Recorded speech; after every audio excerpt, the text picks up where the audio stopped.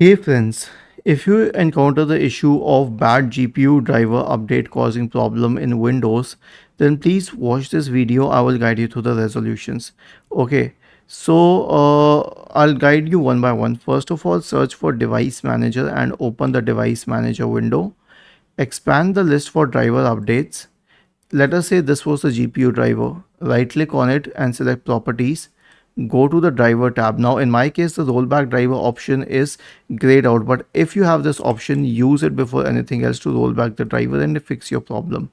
But if this doesn't help, then you can simply perform a system restore on your computer.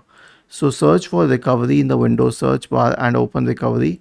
Click on open system restore, click on next, select a good restore point, click on next, click on finish, and then finally click on yes. Was this helpful? If yes, then please subscribe to the channel. If not, then let me know in the comment section of the video on how we could help you further. Thank you for watching this video and have a nice day.